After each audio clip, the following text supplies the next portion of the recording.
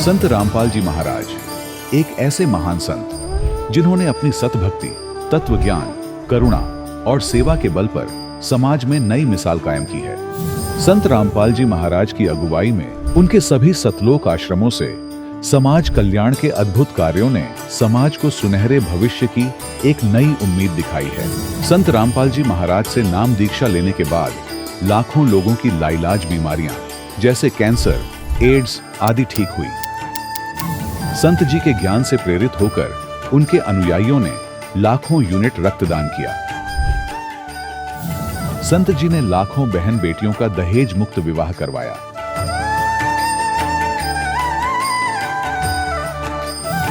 संत जी ने लाखों लोगों का नशा छुड़वाया, करोड़ों उजड़े परिवार बसे। संत जी के आश्रमों में समागम के दौरान निःशुल्क नेत्र चिकित्सा, दंत चिकित्सा प्रदान की जाती है। संत रामपाल जी महाराज द्वारा समय समय पर पर्यावरण संरक्षण के उद्देश्य से बड़े स्तर पर वृक्षारोपण किया जाता है। संत जी ने जरूरतमंदों को तत्काल राहत पहुंचाने के लिए एम्बुलेंस सेवा शुरू की। संत जी अपने अनुयायियों को देहदान के लिए प्रेरित करते हैं, जिससे मानवता की सेवा और चिकित्सा क्षेत्र में सुधार हो सके। संत रामपाल जी महाराज के सभी आश्रमों में हर रोज निःशुल्क भंडारा आयोजित किया जाता है, जहां हर वर्ग, हर जाति और हर धर्म के लोग एक साथ बैठकर भोजन करते हैं।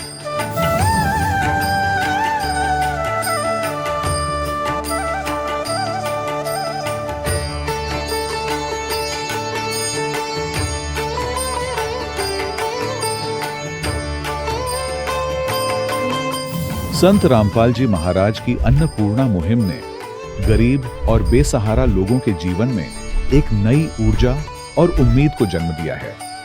घर घर खाद्य सामग्री और जरूरी मदद पहुंचाकर संत रामपाल जी महाराज ने लोगों को दुख और मजबूरी से लड़ने की ताकत प्रदान की है।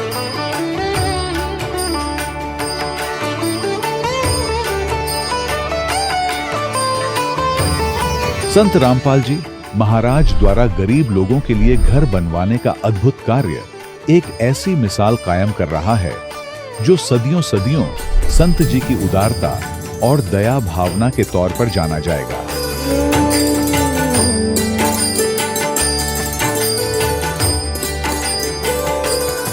संत रामपाल जी महाराज ने हरियाणा सहित भारत के कई राज्यों में आई भीषण बाढ़ से अनेक गांवों और किसानों को बड़ी राहत दिलाई। तत्काल लाखों फुट पाइप और हजारों मोटर उपलब्ध कराकर किसानों के खेतों और गांवों में भरे बाढ़ के पानी को बाहर निकालकर उनको नया जीवन दान प्रदान किया। आज संत रामपाल जी महाराज को किसानों के मसीहा के तौर पर देखा जा रहा है। जगह जगह उनके लिए सम्मान समारोह आयोजित हो रहे हैं। संत रामपाल जी महाराज के आश्रम में हजारों बुजुर्गों को सम्मान और प्यार के साथ जीवन जीने का अवसर मिलता है। उनके खाने, रहने और स्वास्थ्य की पूरी जिम्मेदारी संत रामपाल जी महाराज उठाते हैं। अनाथ बच्चों के लिए संत रामपाल जी महाराज के सभी आश्रम किसी वरदान से कम नहीं। यहाँ उन्हें शिक्षा, संस्कार और भविष्य के लिए बेहतर अवसर प्रदान किए जाते हैं। चाहे बाढ़ हो, भूकंप या महामारी, संत रामपाल जी महाराज और उनके अनुयायी हमेशा ही जरूरतमंदों के लिए सबसे आगे खड़े रहते हैं। कोविड महामारी के दौरान संत रामपाल जी महाराज के आश्रमों से करोड़ों लोगों के लिए भोजन, दवाइयां और जीवन रक्षक सामग्रियां उपलब्ध कराई गई। चाहे गरीब की मदद हो या किसी शोषित और पीड़ित वर्ग के हक और सम्मान की लड़ाई, संत रामपाल जी महाराज ने हमेशा ही उनकी दबी आवाज को सरकारों तक पहुंचाया है और उन्हें उचित न्याय दिलवाने में अहम भूमिका अदा की है। समाज में आध्यात्मिक और सामाजिक मूल्यों के प्रति जागरूकता लाने में संत रामपाल जी महाराज हर कदम पर मानवता के सच्चे सेवक साबित हुए हैं। संत रामपाल जी महाराज का जीवन हमें सिखाता है कि सच्ची सेवा वही है जो निस्वार्थ भाव से की जाए। आइए हम भी इस महान सेवा के कार्य में इस महान संत से जुड़ें और संत रामपाल जी महाराज से नाम दीक्षा लेकर अपने जीवन को धन्य बनाएं।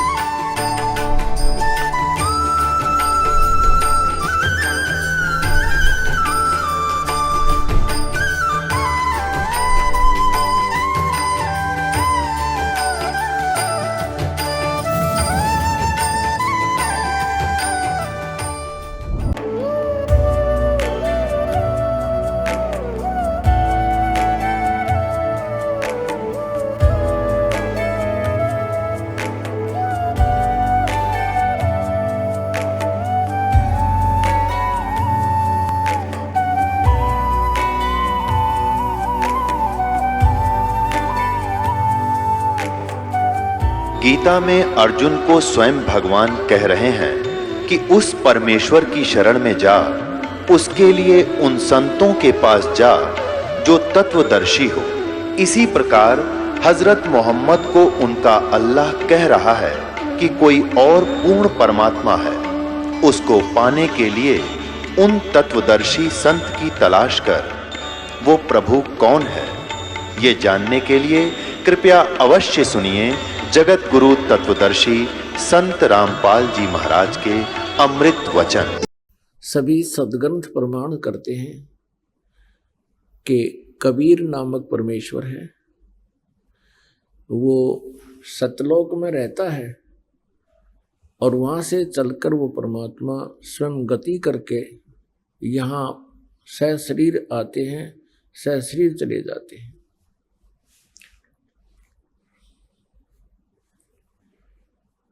पुण्यात्मा, पवित्र चारों वेद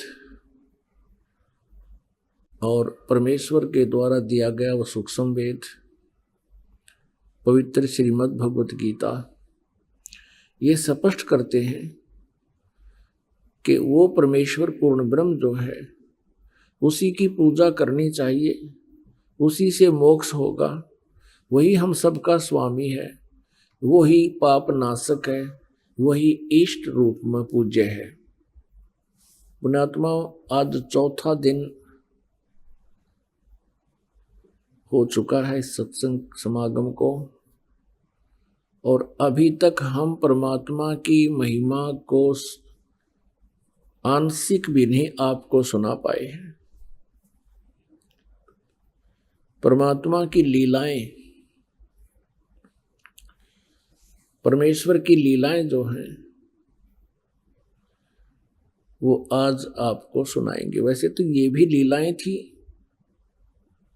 लेकिन कलयुग के अंदर परमात्मा ने और अन्य कौन कौन सी लीलाएं की जो भगवान किया करता है।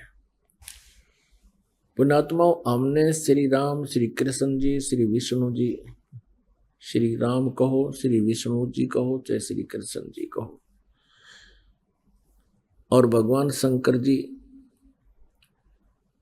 और अन्य देवी देवताओं को जो हम मानते थे, वो किस आधार से हमने माना? लोक वेद के आधार से और कुछ उनकी लीलाओं के आधार से। जैसे परमात्मा की तुलना सदग्रंथों से की जाती है, सदग्रंथों से ही उसकी जानकारी होती है, और तुलनात्मक तरीके से जब इन भगवानों को हम इनकी तुलना करेंगे आपस में, तो तब निर्णय होगा। जैसे हम सुनते थे कि भगवान श्री कृष्ण जी ने सुदामा जी के 2 मुट्ठी बुने हुए चावल खाकर एक सुंदर महल बना दिया और उसको धन दे दिया, उसका गुजारा उस जीवन का खूब हो गया। पुण्यात्माओं, ये देखने की बात है कि जैसे सुदामा जी ब्राह्मण थे और अति दारिद्र थे, निर्धन थे कतई, और भगवान श्री कृष्ण जी और सुदामा जी एक ही पाठशाला में पढ़ा करते।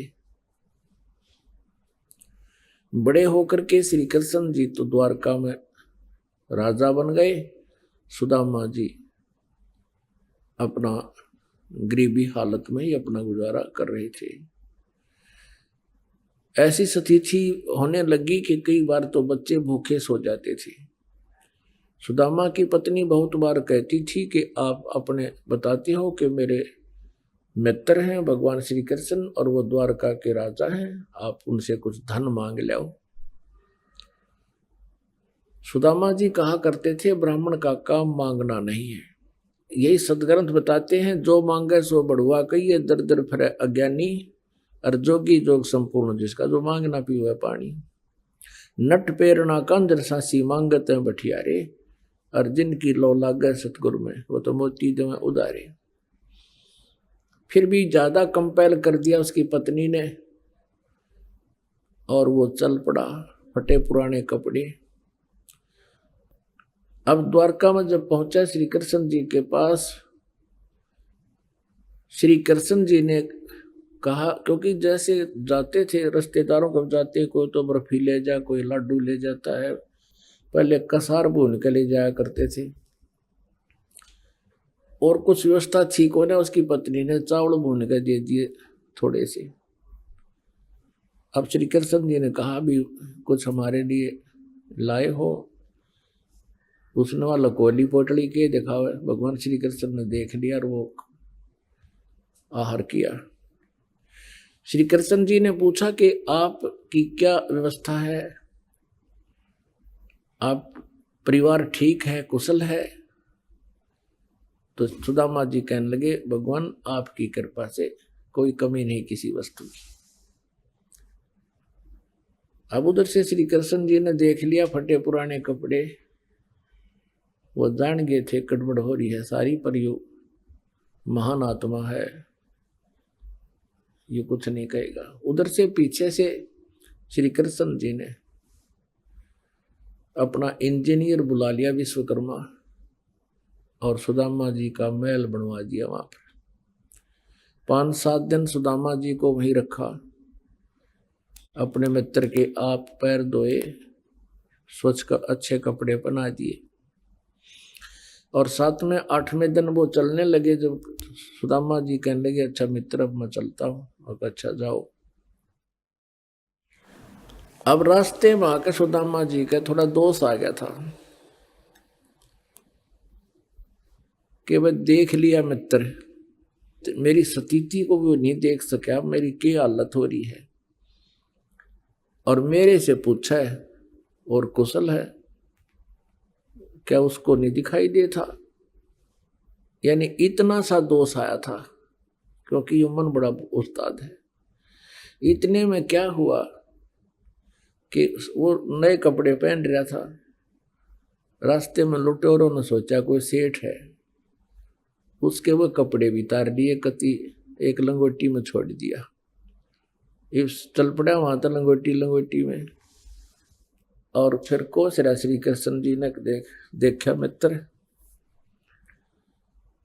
और मेरे तो पूछा नहीं और कुशल है, मेरी कुशल तो वह सामने दिखाई थी उसने।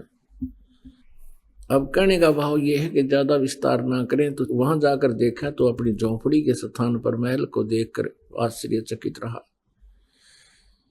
अब इसी आधार से हमने श्री कृष्ण जी को भगवान मान लिया। पुण्यात्माओं, इतना सहयोग तो एक मंत्री दे दे अपने मित्र ने, अब कलयुग के मंत्री सहयोग दे सकते हैं। एक बढ़िया सेक्टर में प्लाट अलॉट कर दें और मकान बनवा दें, कोई बड़ी बात नहीं। इससे क्या मोक्ष हो गया, इससे क्या जन्म मृत्यु का पीछा छूट गया। अब इसी के तुलनात्मक बताते हैं कि एक बार एक तैमूरलंग नाम का एक मुसलमान लोहार था। 2 माँ बेटा थे, पिता की मृत्यु हो चुकी थी, गरीबी घनी थी। वो क्या करता था कि भेड़ बकरियों को चराने के लिए ले जाता था जंगल में, और उससे वो साल भर में या 6 महीने में उसको अन्न दे देते थे। पहले ऐसा ही होता था, और फिर शाम के समय उनकी बकरियों को उनके घरों छोड़कर भेड़ बकरियों को वो फिर शाम के समय ओवर टाइम कराया करता। एक लोहार के एरन पे ऐसे घण मारन की ओवर टाइम सेवा कराया करता, वो भी उसको कुछ मेहनताना पार्ट टाइम दे दिया करता। और उसकी माता जो थी बहुत साध्वी थी, धार्मिक थी। कोई भी अतिथि आ जाता था द्वार पे तो उसको खाना खाए बगैर नहीं जाने देती थी, करबद्ध हो जाती थी, भोजन पाओ। और बहुत ही अच्छी नेक बहन थी।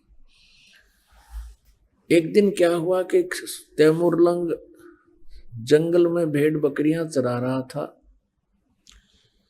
उसने खाना खा लिया था, एक दो रोटी जैसी गर्दन ले गया था, वो खाना खा चुका था।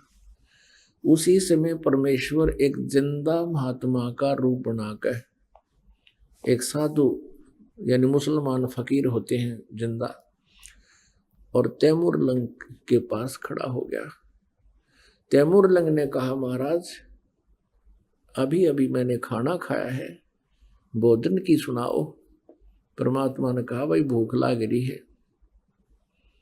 कहने लगा, भगवान आप यहाँ बैठो, अभी साथ में गांव है, यही हमारे निकट ही घर है, ये साथ ही, और मैं अभी खाना लेकर आता हूं।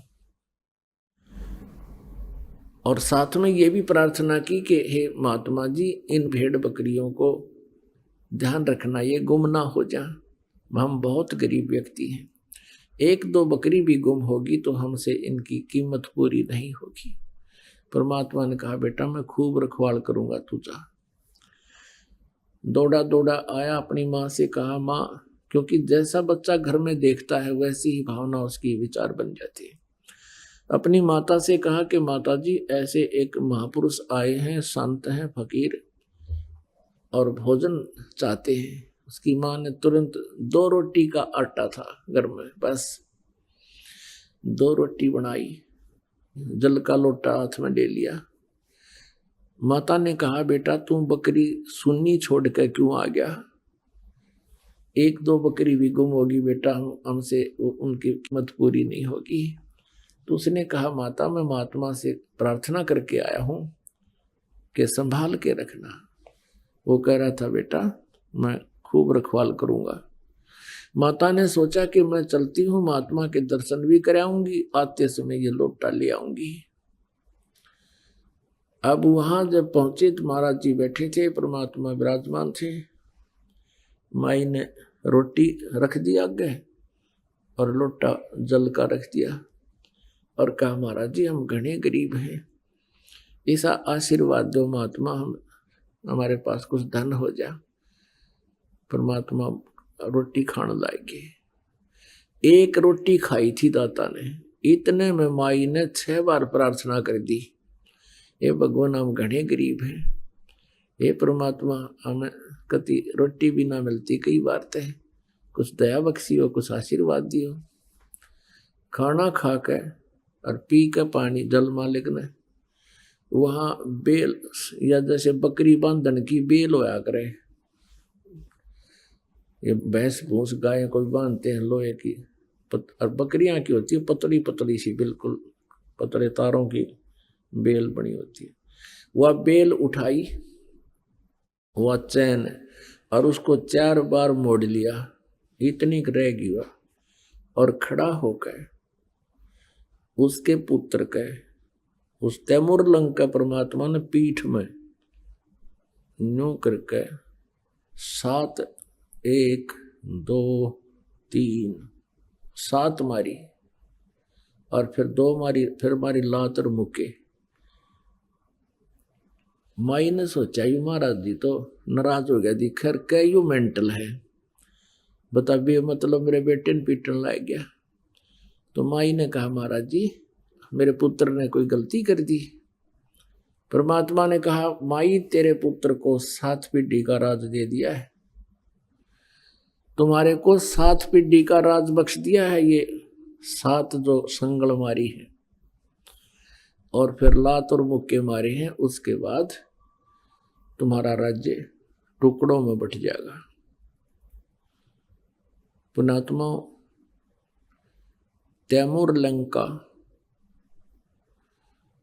तैमूर लंका पोता था बाबर, और उससे लेकर के औरंगजेब तक 7 पीढ़ी ने दिल्ली का राज कराया, और औरंगजेब के बाद फिर ये इनका राज्य छोटे छोटे टुकड़ों में विभाजित हो गया था। ये तो इतिहास साक्षी है। अपने आत्माओं क्या हुआ? अम्माई ने सोचा ये तो सचमुच कोई वैसे ही कोई पागल सा आदमी है, ऐसी बात कह रहा है, तेरे साथ बेटी का राज दे दिया, समय पर टूक नहीं, कोई बात नहीं, शांत होकर आ गई अपने घर पे अपना। अब क्या हुआ कि कुछ दिनों के बाद तैमूरलंग ने क्या देखा कि उसी अक्षेत्र का एक राजा बहुत बदमाशी करया करता। गांव में जो भी कोई सुंदर लड़की होती, युवा, उसको अपने उन नौकरों से, क्योंकि मुखबर होते थे गांव गांव में उनके, वो संकेत कर देता और उसके वह सिपाही ठा लाते। ऐसे ही उसी गांव की एक लड़की, युवा लड़की, खेतों से पशुओं का चारा लिए आ रही थी।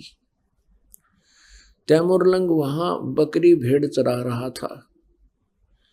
इतने में उस राजा के नौकर एक उसी गांव की उस लड़की को जबरदस्ती करके अपने वाहन में घोड़ों के ऊपर डालना चाह रहे थे। उसने शोर मचा दिया, अरे भाई तैमूर आइए, अरे तैमूर भाई मने बचाइए। अब पाड़ी दौरा तल्ला ठोस है, बांध के सिर का कपड़ा और डे का लठ बाज लिया, मट्टा मट सैनिकों के कई गट्टे तोड़ दिए। अब वो कई जने थे तो तैमूरलंग को इतना मार पीट दिया, उसको मृत करके छोड़ के चले गए।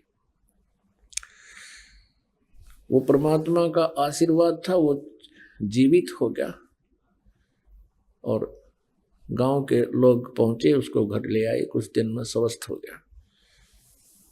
अब उसके मन में एक कल्पना होगी, ए भगवान, मैं राजा बनूं और इस अन्यायी राजा का बक्कल तारूं।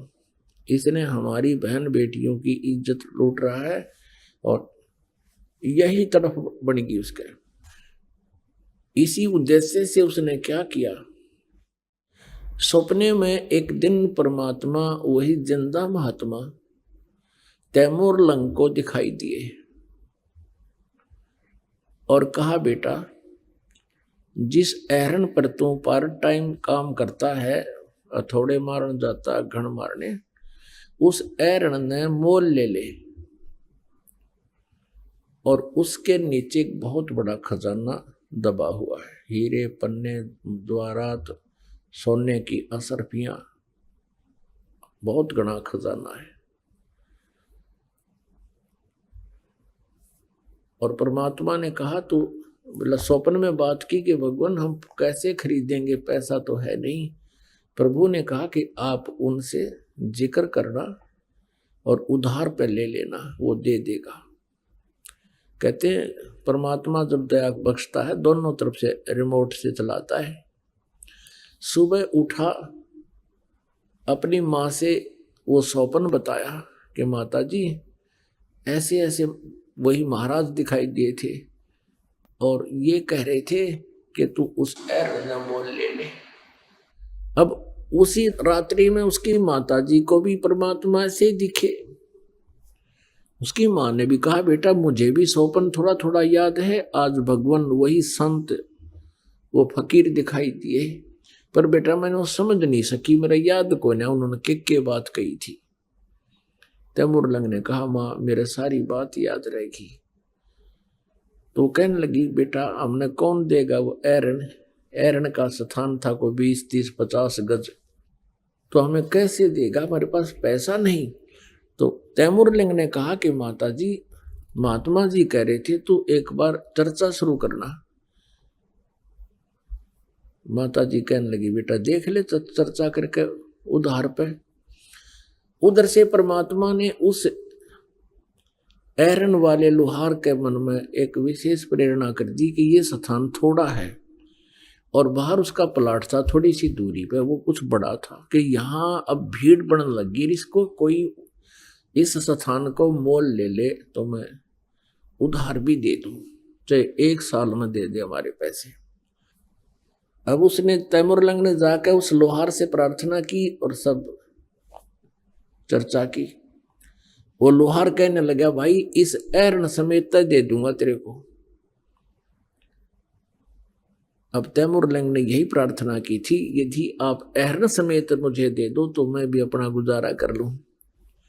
तो कहने लगा मैं एहरन समेत दे दूंगा, क्योंकि वो एहरन पुराना हो गया था, उसने नए लेने की सोच ली। ये सब मालिक की मेहर होती है। जब परमात्मा काम बनाता है वो दोनों तरफ रोल करता है। तो उसने कहा भी तुम कितने दिन में पैसे दे दोगे? उसने कहा भी 1 वर्ष में दे देंगे। तैमूरलंग कहने लगा 1 वर्ष में आपके सारे पैसे दे दूंगा। तो एरन वाले ने कहा कि यदि 1 वर्ष में नहीं दोगे तो क्या होगा? आप पे कहने लगा कि मैं ये एरन वापस ले लूंगा सारा स्थान समेत। तैमूरलंग ने कहा लिखवा ले बेशक मेरे से, वचन हो गए, ठीक है। उसने 1-2 दिन में वो स्थान खाली कर दिया और परमात्मा ने फिर सौपन में उसको दिया कि तू एकदम इस पैसे को व्यय मत करना, किसी को खबर ना लगने देना, धीरे धीरे इसका प्रयोग करना। तो मालिक के संकेत अनुसार उसने पहले उसके चारों तरफ एक मिट्टी की ऊंची सी दीवार बनाई। खोद कर देखा तो वहां सचमुच बहुत ज्यादा असरफी सोना काफी सामान था। अब उसका फिर वह बात याद आ गई है, भगवान में राजा हो बनो और ऐसे निकम्मे राजाओं को मैं फिर सीधा करूं। अब उसने क्या किया, पहले भेड़ बकरियां लाया मोल थोड़ी सी 20-30, फिर उनको बेच दिया, फिर 50-60 लिया, फिर उनको बेच दिया, फिर ले आया, फिर और बेच दिया। अब आम व्यक्ति ने सोचा भाई इसका तो भगवान ने हाथ पकड़ दिया और व्यापार में घना वृद्धि होगी। तो धीरे धीरे उसने ऐसा दिखा कि मुझे बिजनेस से बहुत लाभ हो गया। उधर से उसने क्या किया, अपने नगर के और आसपास के गांव के युवाओं से कहा कि भी ऐसे ऐसे हमारी बहन बेटियों के साथ बेइज्जती की जाती है और हमारे लिए शर्म की बात है, और मैं चाहता हूं कि मैं राजा बनूं, तुम मेरे सैनिक बनो, और मुझे व्यापार में बहुत धन हाथ लग गया है, तुम्हें प्रति महीना 1 रुपया तनख्वाह दिया करूंगा। आज के तय 50,000 है, उस समय के 1 रुपया। तो युवा बच्चों ने स्वीकृति दे दी और कहा ये बात गुप्त रखना। लोहार था एक कारीगर, जंगल में एरन डाल लिया, आप पर तलवार बनावे, आप पर डाल बनावे, और हजारों की संख्या में बच्चे तैयार कर दिए, उन्हें तलवार चलाना सिखा दिया और घोड़े खरीद लिए। एक दिन उस राजा को सुबह सुबह जाके और चारों तरफ से उसका किला घेर लिया और आवाज लगा दी कि या तो समर्पण कर दे, सरेंडर कर दे, नहीं तो बाहर आ जा, युद्ध कर ले। अब उस राजा ने चारों तरफ से शोर देखा, हाहाकार मचा हुआ देखा, अल्लाह हो रहा। अपने मंत्रियों से कहा मंत्रियों देखो ये क्या हो गया। मंत्रियों ने बताया कि राजा ना जाने कितनी सेना है, कोई अंत नहीं। परमात्मा ने इतनी सेना दिखा दी, 1000 आदमियों के, और इसे दिखा दी दोनों 20,000 आ रहे चारों तरफ। अब लीला मालिक की कौन समझे। और मंत्रियों ने कहा कि राजन सरेंडर करने में ही हित है।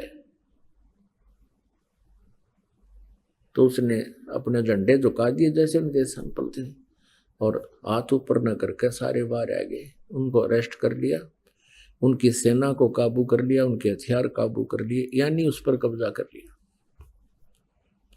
परमात्मा ने उस तैमूरलंग और उसकी मां को फिर एक दिन बीच में आके कहा था बेटा भक्ति करो तुम। तो उनको प्रथम मंत्र दिया था। उस दिन के बाद तो उसने भक्ति की, फिर वो बकवाद्या में बढ़ गया।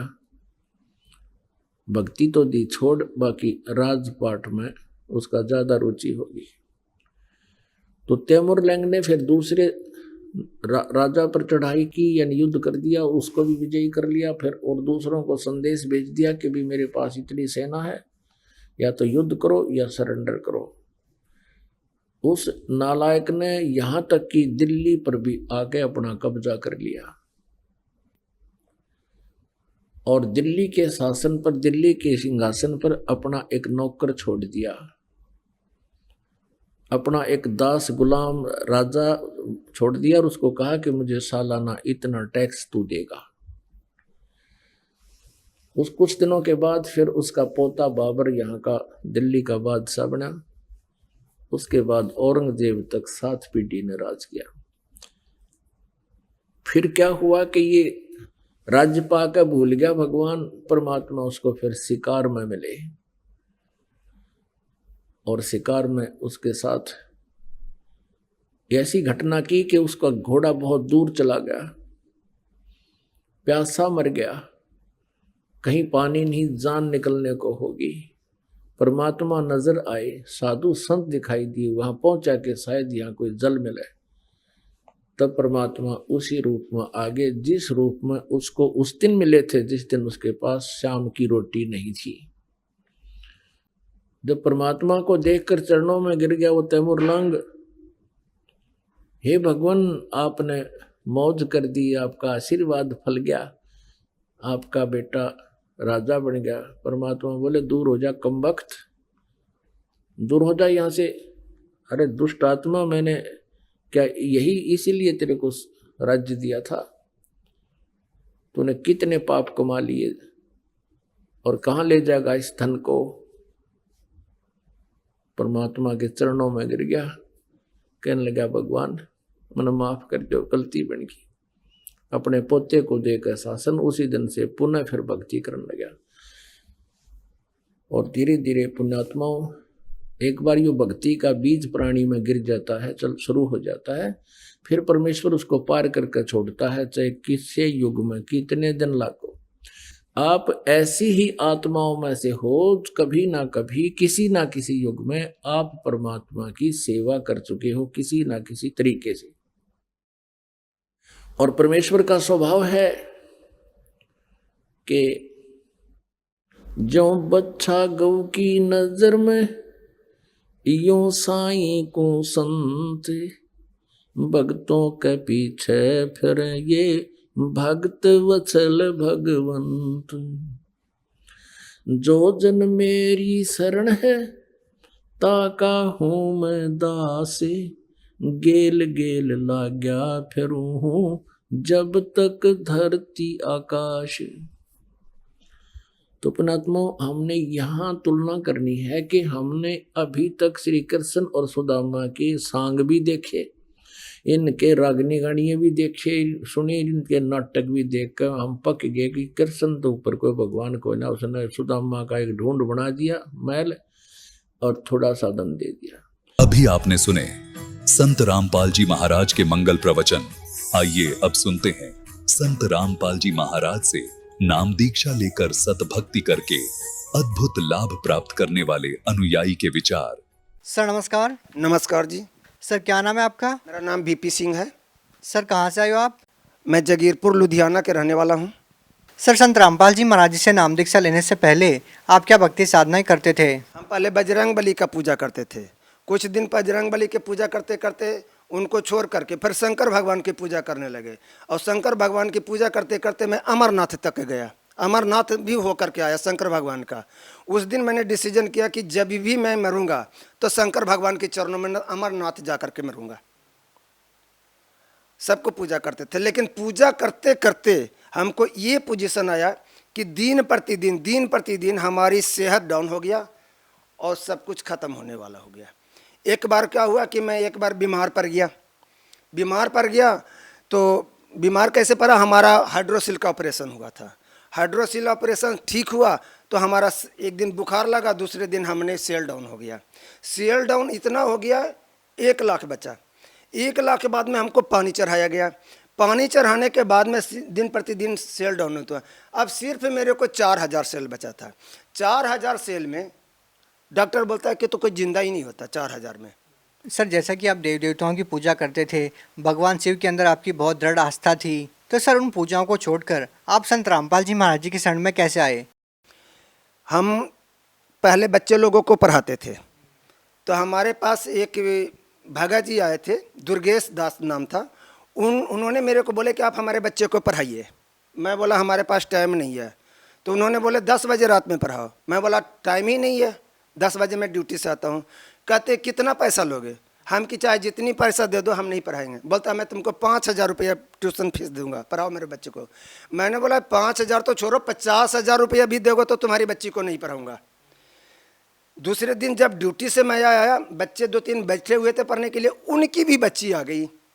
मैंने बोला कि बच्ची को तो मैं पहले बोला कि मैं पढ़ाऊंगा नहीं, तो ये बच्ची हमारे पास आई कि हम अपनी भगवती जी को, हम अपनी वाइफ को बहुत डांटा कि हमारे घर में ये लड़की नहीं आना चाहिए पढ़ने के लिए। बच्चे को हम नहीं पढ़ाते, पढ़ाते पढ़ाते मेरा मन उब गया था, इसीलिए नहीं पढ़ाना चाहते थे किसी को। तो उस दिन तो उस लड़की को मैंने भगा दिया। दूसरे दिन फिर आ गई वो लड़की। मैंने बोला आज ये लड़की क्यों आई है? तो कहता उसकी डैडी गेट पर है। मैं बोला खबरदार, उसके बाप को अंदर नहीं आने देना, अगर उसका बाप अंदर आ गया तो सबको घर से बाहर निकालूंगा। फिर वो लड़की को बोले चल छुट्टी हो गया, जाओ, हो गया पढ़ाई खत्म। वो लड़की गई और उसने एक किताब लेके आ गई।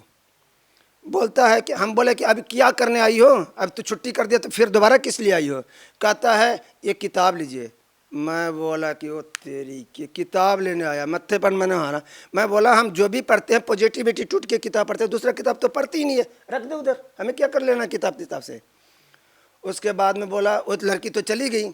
उस किताब में मैंने ये देखा ज्ञान गंगा लिखा हुआ था। मैंने मन में सोचा कि ज्ञान गंगा लिखने का कारण क्या होगा?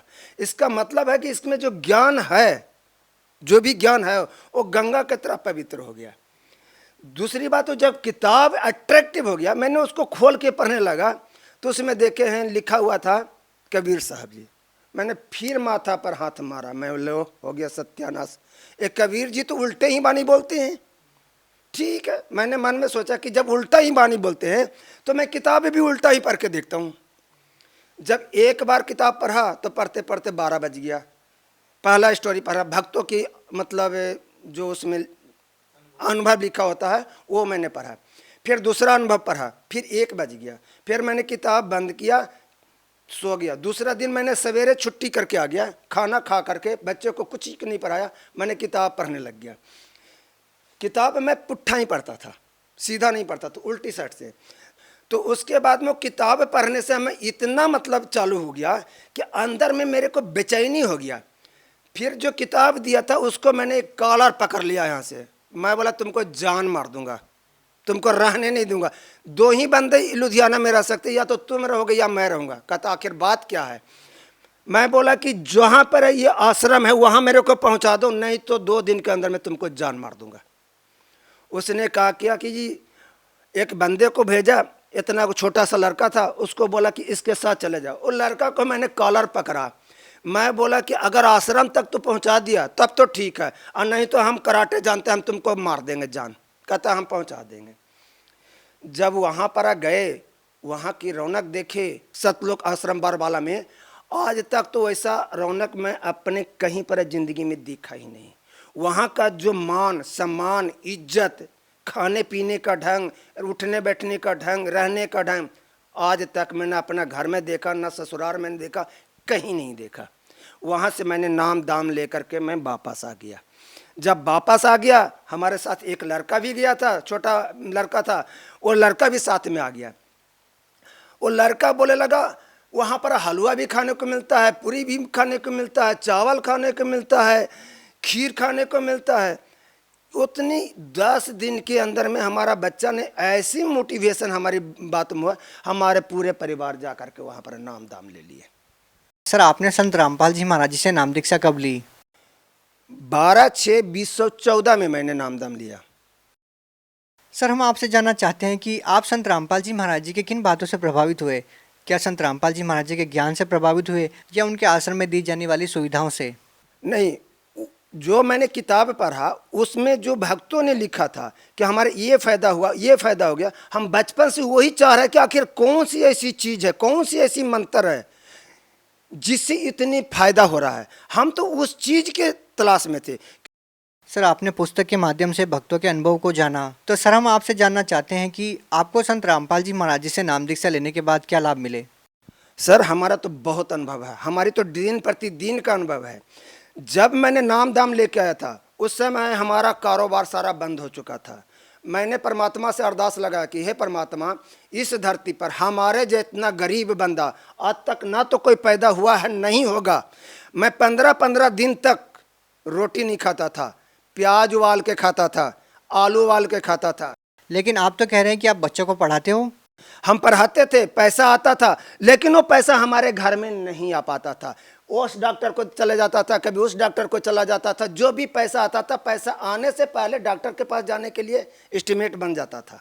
तो सर क्या लाभ हुआ? सर लाभ ये बता हुआ कि सबसे पहले हमारी हाइड्रोसिल का ऑपरेशन हुआ।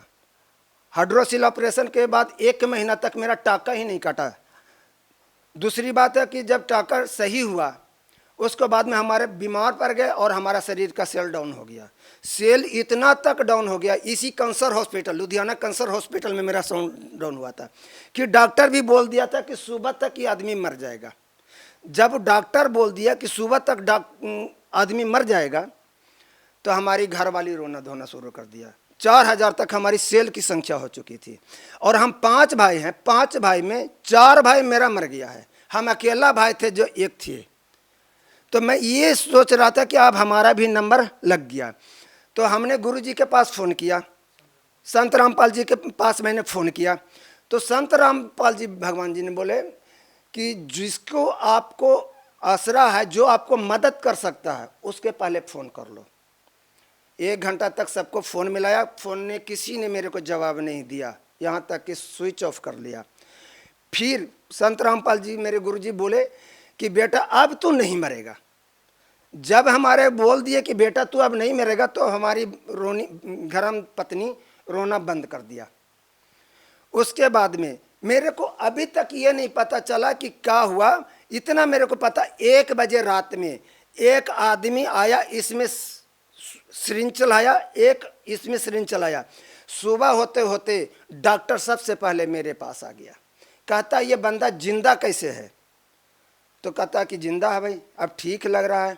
कहता इसको तो सुबह होते होते मर जाना चाहिए था, इसका रिपोर्ट लगाओ। जब रिपोर्ट दोबारा मंगाया तो उसमें 16,000 मेरा सेल बना हुआ था। डॉक्टर बोल रहा, मेरी घर वाली मेरी पत्नी को बोला कि इधर आओ। बुला के बोलता कि तुम किस देवी देवता का पूजा करते हो? उन्होंने बोला कि हम संत रामपाल जी को हम पूजा मानते हैं, हमारा गुरु हैं, उन्हीं को दिए हुए को हम पूजा करते हैं। तो बोले कि अब उनकी बदौलत से ये बच गया, वैसे बचने वाला ये नहीं था। जब इतना बात बोला तो हमारे को भी आंखों में आंसू आने लगा कि परमात्मा की दया से आज बच गया। फिर दूसरा ये पॉइंट है कि एक कारों के शोरूम में हम चौकीदारी करते थे।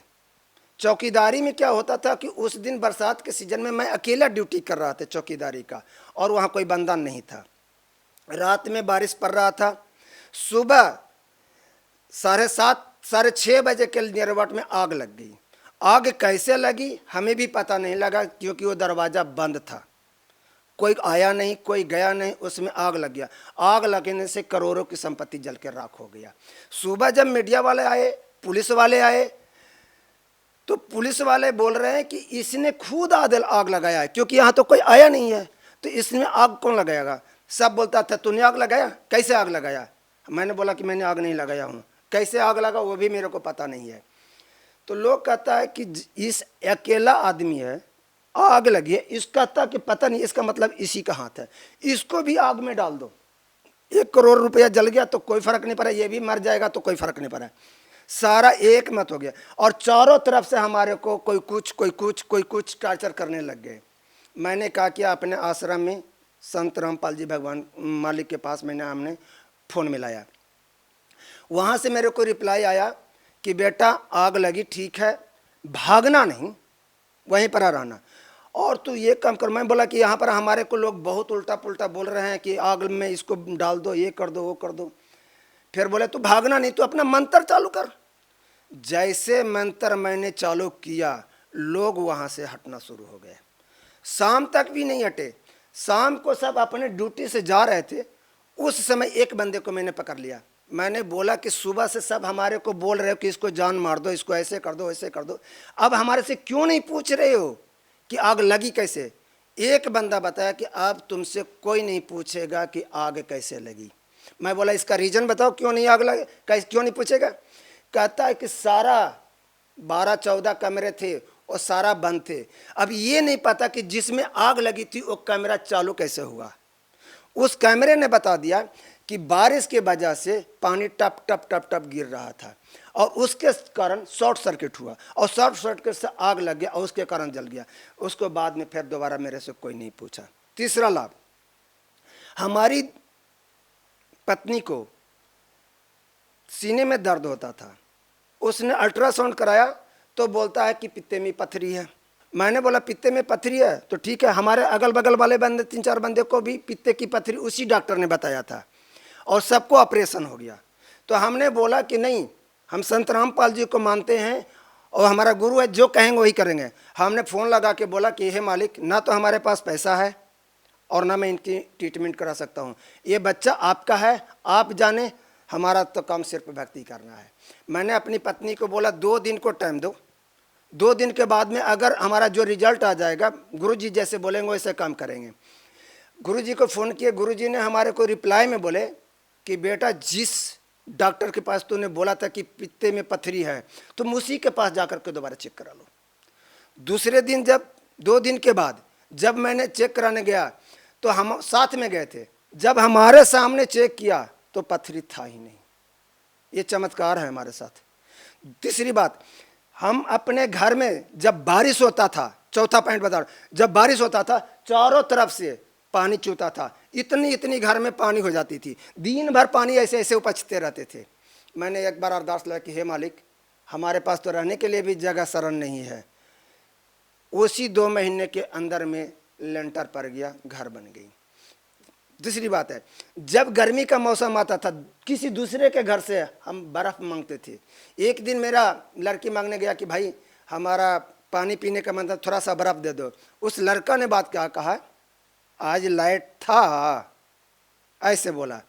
उसके थोड़े दिन के बाद में मैंने अपने घर में एक फ्रिज लेके आ गया। फिर गुरुजी का सत्संग आता था साधना चैनल पर, संत रामपाल जी का सत्संग आता था साधना चैनल पर। हमको सत्संग के बिना हमको बेचैनी हो जाता था। जब हम किसी को घर में जाते थे देखने के लिए टाइम से, तो बोलता था हमारा तो सीरियल नुकसान हो जाएगा, हमारा सीरियल नुकसान होगा। फिर परमात्मा को अरदास लगाए तो आज तक 30 साल के अंदर में एक झुनझुना नहीं खरीदा। आज 32 इंच का मैंने LED खरीद कर देख रहा हूँ।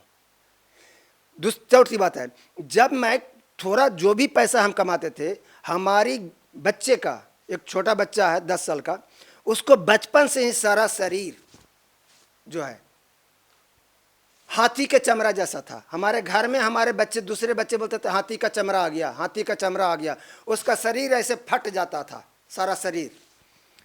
तो हमने बोला बच्चे को कि बेटा आश्रम में तो जाएंगे। गुरुजी ने आशीर्वाद दे रहे थे। लड़का ने बोला कि गुरुजी हमारा शरीर देख लो। गुरुजी ने सारा शरीर देखे, जबकि हमारा लड़का का बीमारी बचपन से ही था, 3 साल का ही से था। और नमोनिया, वो डॉक्टर भी बोला था कि इसका नमोनिया नहीं जाएगा, इसका बीमारी नहीं जाएगा। PMCH पटना बिहार का सबसे टॉप हॉस्पिटल है, PMCH का डॉक्टर उसका इलाज नहीं किया।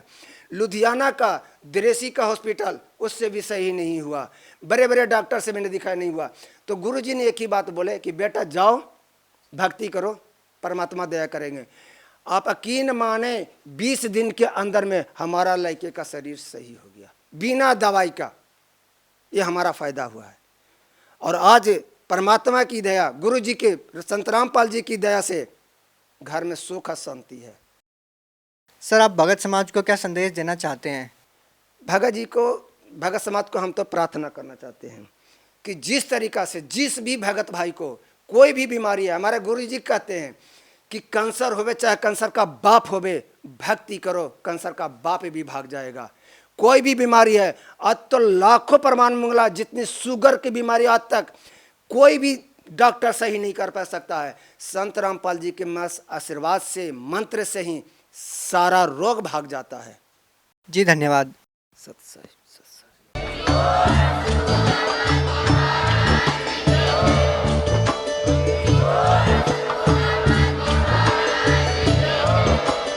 आप सुन रहे थे जगत गुरु तत्वदर्शी संत रामपाल जी महाराज जी के मंगल प्रवचन। अधिक जानकारी के लिए विजिट कीजिए हमारी वेबसाइट www.jagatgururampalji.org। संत रामपाल जी महाराज जी के शुभ आशीर्वाद से पूरे विश्व भर में 500 से भी ज्यादा नाम दीक्षा केंद्र हैं, जिन पर संत रामपाल जी महाराज जी द्वारा ऑनलाइन निशुल्क नाम दीक्षा दी जा रही है। अपने नजदीकी नाम दीक्षा केंद्र का पता करने के लिए संपर्क करें।